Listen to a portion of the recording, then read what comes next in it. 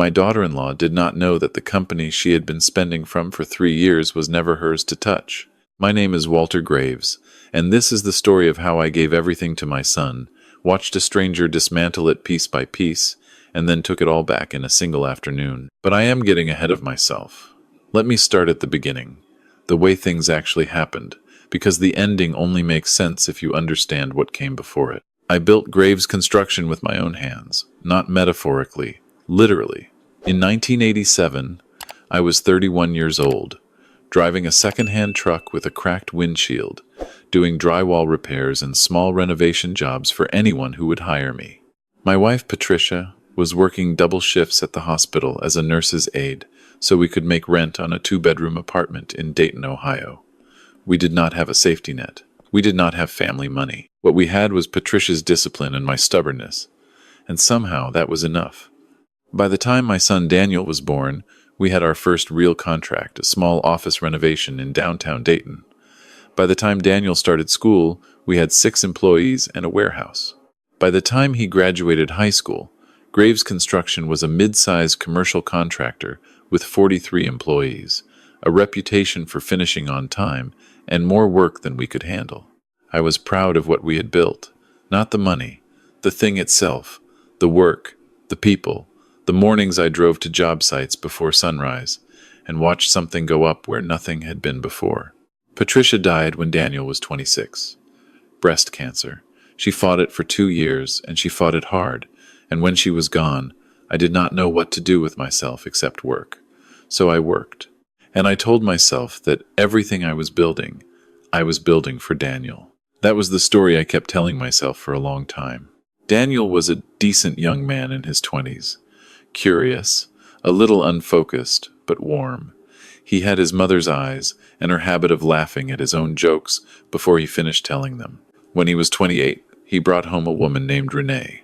She was sharp, well-dressed, and she had a way of filling a room that I initially mistook for confidence. I liked her at first. I want to be honest about that. I was not suspicious. I was just a father glad to see his son happy. They married the following year. I paid for the wedding. I did not mind. I gave them the down payment on their house in Columbus. I did not mind that either. When Daniel came to me at 30 and said he wanted to join the company, I was genuinely glad. I made him VP of Business Development, gave him a salary that was more than fair, and I started thinking seriously about stepping back. I was 62. My knees hurt in the mornings. I had been working for 30 years without a real vacation. The idea of handing Graves Construction to my son felt like the right shape for the end of my story. What I did not understand yet was that Renee had a different story in mind. It started small, the way these things always do. Renee began attending meetings she had not been invited to. She started CCing herself on emails between Daniel and our CFO. She had opinions about vendor contracts that she expressed loudly and often, despite having no background in construction, no role in the company, and no legal standing to be involved at all. When I mentioned this to Daniel, he smiled and said she was just enthusiastic. She was trying to learn the business. I let it go. Then she started spending. The corporate card that had always been used for job site expenses and client dinners began showing charges I did not recognize. A spa in Scottsdale. Furniture for their home billed as office equipment. A trip to Miami for what the receipt described as a client meeting, but which our actual client confirmed never happened. $12,000 over 4 months. Then $18,000. Then, in a single billing cycle the following spring, $31,000. I brought the statements to Daniel directly. I sat across from him at the kitchen table in his house, the house I had helped him buy, and I laid the papers out in front of him and I asked him to explain. He looked at the numbers for a long moment. Then he looked at me. He said, "Dad, you're not running this company forever. Renee is going to be part of this eventually. You need to stop treating her like an outsider." I told him she was not on payroll. I told him she had no title, no authority, and no business putting personal expenses on a corporate account. He leaned back in his chair and crossed his arms and he said, "You know what your problem is? You never trusted anyone, not even Mom. You always had to control everything." I did not say anything for a moment. I let that sit in the air between us. Then he said, "This company is going to be mine someday, So technically, you're the one spending our money. Maybe think about that. I drove home that night, and I sat in my kitchen for 2 hours without turning on the lights. I thought about Patricia. I thought about the cracked windshield on that truck in 1987. I thought about every Saturday I had missed when Daniel was young because there was a job that needed finishing. I thought about whether Daniel was right, whether I had been controlling, whether I had failed somewhere as a father that had led to this moment in this kitchen with my son looking at me like I was the problem. I gave him the benefit of the doubt. I told myself it was growing pains. I told myself Renee was still adjusting. I called our CFO and quietly asked her to flag any unusual charges, but I did not take the card away. I did not say anything more to Daniel. I kept the peace. That was my mistake. Over the next 8 months, Renee's involvement in the company escalated in ways I had not anticipated. She began introducing herself to our subcontractors as the future CEO. She told one of our longest-serving project managers, a man named Ed who had been with Graves Construction for 19 years, that once she and Daniel took over, he should expect significant changes to his role. Ed came to me quietly, hat in hand, and told me he was thinking about taking a job with a competitor. I told him not to go anywhere. I told him I would handle it. I went to Daniel again. This time he was less measured. "She's trying to help," he said. "You're threatened by her. You've been threatened by her since the beginning." She told Ed Kowalski he might not have a job. Ed Kowalski has been coasting for years. Renee sees things clearly because she's not emotionally attached to everyone the way you are. She has no role in this company. Daniel. He stood up. He was taller than me by 2 inches, and he used it in that moment, drawing himself up the way he used to when he was 15 and trying to win arguments he had no right to win. "You need to start treating this transition seriously," he said. "Make it official. Sign over majority shares. Let us actually run things. Because right now you're just dangling the carrot and then snatching it back and everyone can see it, Dad. It's embarrassing." I left without responding. That evening I called my attorney, a man named Frank DeLuca, who had handled Graves Construction's legal affairs for 20 years. I told him I wanted to review the shareholder agreement. He asked if something was wrong. I told him I was just being careful. He said that sounded like something was wrong. I also, for the first time, hired a forensic accountant, a woman named Sandra Chu, who came recommended by my bank's commercial lending officer. I asked her to go back through 2 years of company financials and flag everything that looked irregular. I did not tell Daniel. I did not tell anyone at the company. I just waited. Sandra called me 6 weeks later. She asked if I had time to meet in person. The number she put on the table was $247,000. That was the amount she had traced to personal expenses charged directly or indirectly to Graves Construction accounts. Some of it was through the corporate card. Some of it was through vendor accounts where Renee had apparently contacted suppliers directly and had items billed to the company. A bathroom renovation at their Columbus home. Jewelry. 2 international flights listed as business travel with no corresponding client activity. A lease on a storage unit that contained, according to a brief inquiry Sandra had made, furniture and personal belongings. $247,000. And alongside this, Sandra had found something else. Daniel, using his VP credentials, had quietly begun transferring small amounts, never more than $8,000 at a time, the threshold below which certain bank flags are not triggered, into a personal LLC he had formed 6 months earlier. The LLC had a name that meant nothing, GRD Consulting. It was not affiliated with Graves Construction in any document. It existed only to receive money that should have stayed in the company. I sat with that information for 4 days. I did not call Daniel. I did not change my behavior at work.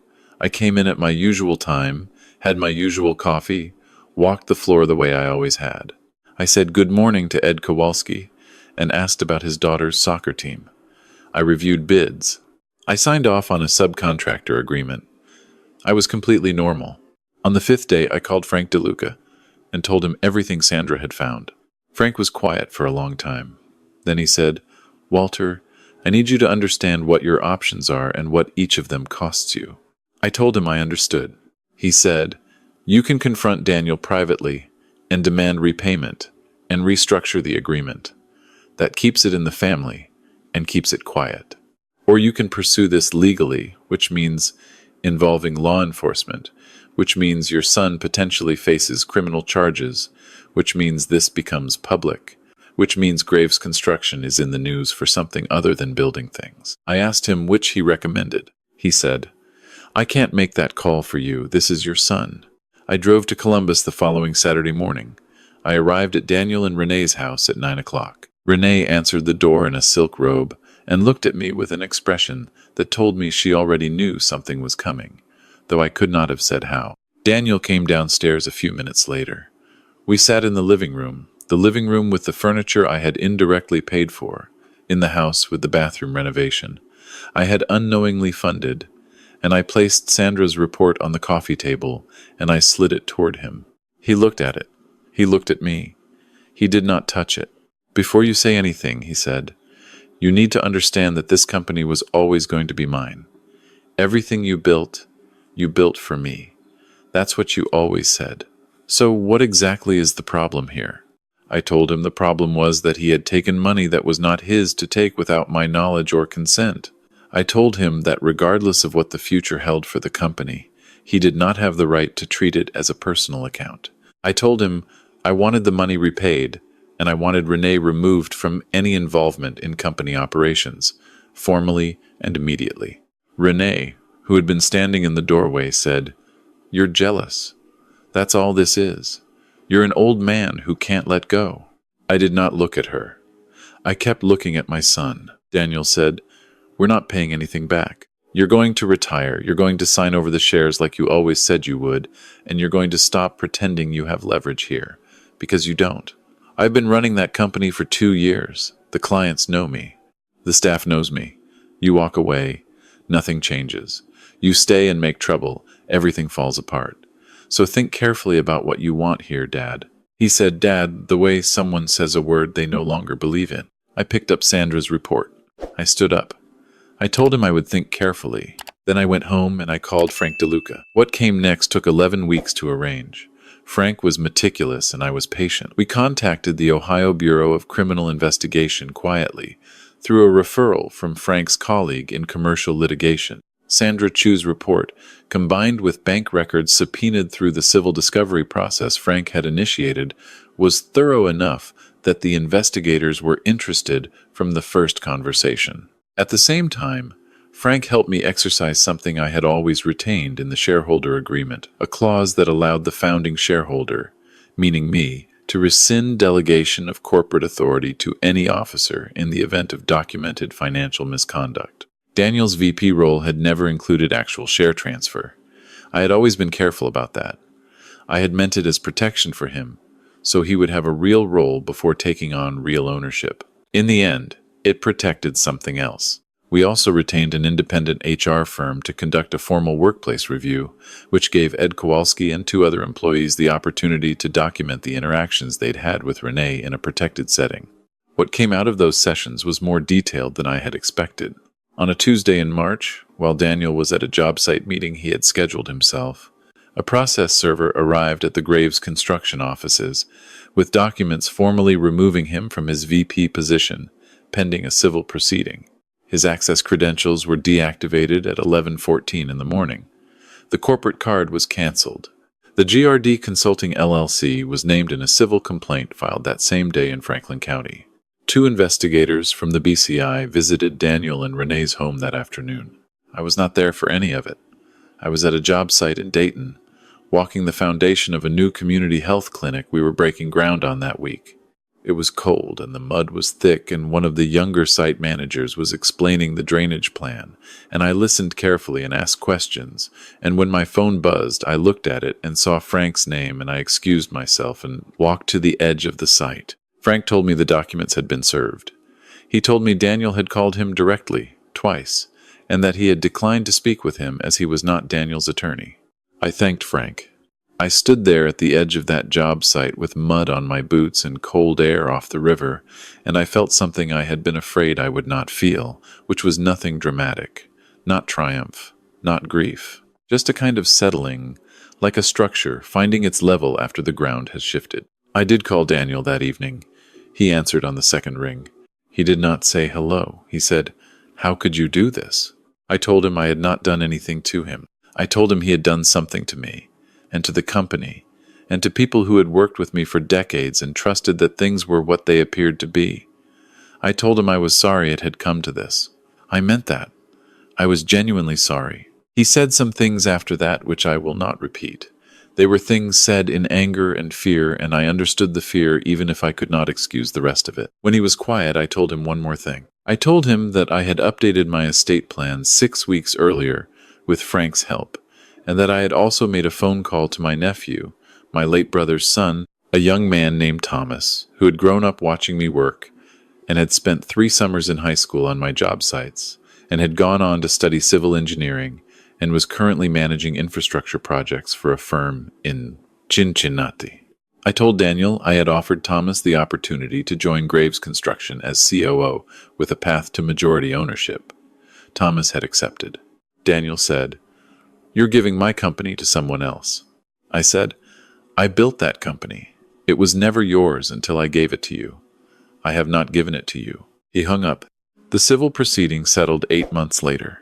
The settlement required repayment of the full $247,000, drawn in part from equity in the Columbus house, which was sold. The criminal investigation resulted in a deferred prosecution agreement for Daniel on charges related to the unauthorized transfers, contingent on full repayment, and 3 years of supervised financial oversight. Renee was not charged criminally but was named in the civil complaint and bore joint liability for a portion of the settlement. I will tell you what I did not expect, which was how much it hurt regardless. There is no version of that outcome that does not involve your son selling his house. There is no version where you feel entirely righteous. I lay awake more nights than I care to count that year, running back through 20, 30 years of decisions, looking for the place where I had gone wrong, the moment I had missed something that might have changed the way it ended. I do not know that I found it. I think the honest answer is that I gave Daniel everything except the experience of earning it, and I do not know if there was a way to do one without sacrificing the other. Patricia might have known. She was wiser than me in the ways that mattered most. Thomas joined Graves Construction the following January. He is 34 years old, and he works the way I worked at 34, which is to say he works too hard and cares too much and argues with me when he thinks I am wrong, which is more often than I expected, and more often than I admit. Ed Kowalski is still with us. He brought his daughter to the company Christmas party last year, and she is 16 now and taller than her father, and she beat everyone at the trivia game we set up in the break room. I still come in most mornings. My knees still hurt. I park close to the door now, which I resisted for longer than I should have, because there is something in me that has always associated parking close to the door with giving up, and I have not given up. I have adjusted, which is different. Daniel and I have spoken 4 times since the settlement. The conversations are short and careful, like walking across ice you are not sure will hold. I do not know what we are building toward, or whether we are building toward anything at all. I keep the door open because he is my son, and because Patricia loved him, and because I believe, on most days, that people are capable of more than their worst moments. I told him that once, in one of our short, careful conversations. I told him I believed that. He was quiet for a moment, and then he said, "I know, Dad, that is what I am holding on to." Those 3 words, in that order, in his voice, on a Tuesday afternoon in November with the winter light coming flat through my office window and the sound of a job site somewhere below, the particular sound of things being built. That is enough for now. That has to be enough.